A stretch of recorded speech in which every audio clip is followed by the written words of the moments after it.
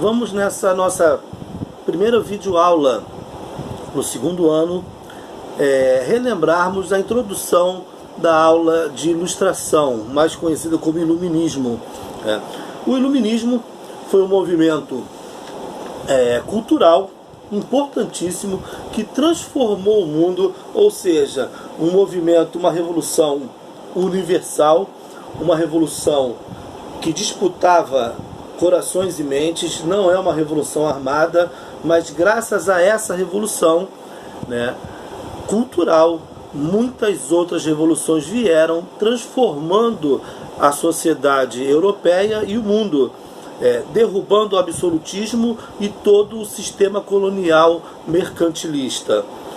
O Iluminismo, então, ele faz parte de um momento de transformações gerais, e contribuiu decisivamente para a Era das Revoluções e para o Século das Luzes.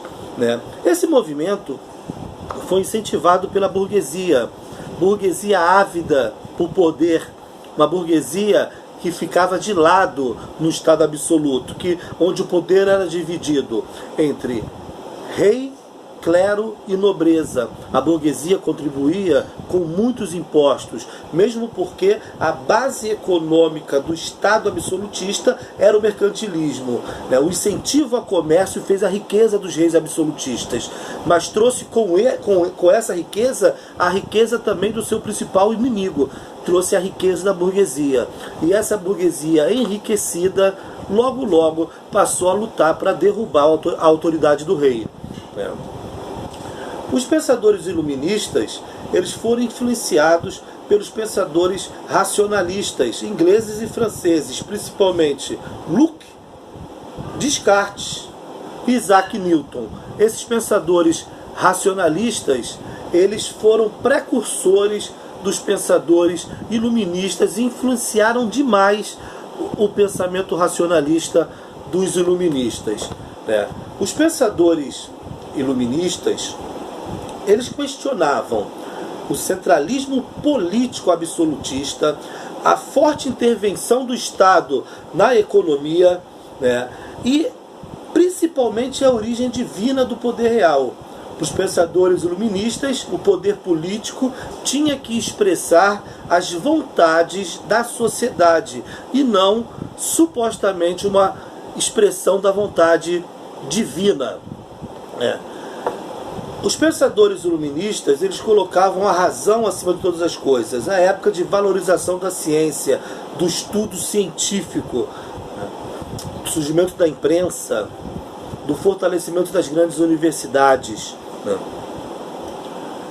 Eles entendiam que as políticas intervencionistas defendidas pelo Estado absolutista, elas funcionavam como um entrave, um freio ao desenvolvimento natural da sociedade. E as práticas mercantilistas altamente intervencionistas, que controlavam toda a movimentação econômica, elas impediam a liberdade econômica, elas impediam o livre desenvolvimento da economia e por isso eram combatidas.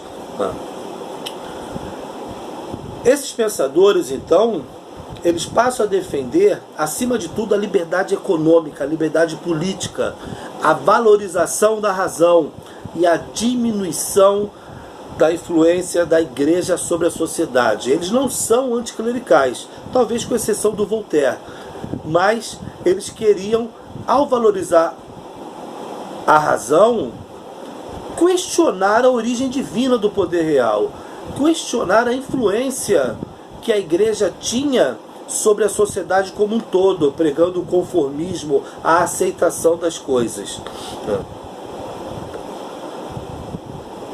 Todo esse movimento, então, de crítica à nobreza parasitária, de crítica à influência da igreja sobre a sociedade, e principalmente de crítica ao rei, à origem do seu poder e a sua intervenção e controle sobre a sociedade e sobre a economia, são a base do pensamento iluminista, que é fortemente apoiado pela burguesia, que é a quem mais interessava essa mudança de paradigma, essa mudança de regime.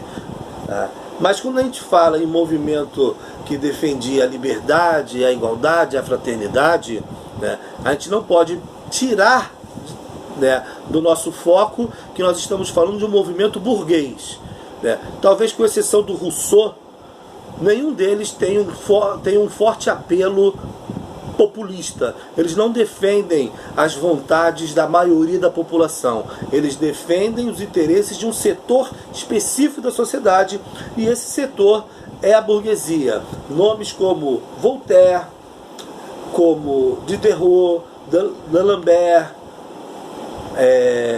Montesquieu e principalmente Rousseau, né, são os grandes nomes desse movimento, que teve na enciclopédia, né, com seus mais de 300 volumes, o grande difusor das ideias do movimento iluminista. Obrigado. Na próxima aula, no próximo texto, a gente vai continuar discutindo esse movimento e desenvolvê-lo um pouco mais com vocês.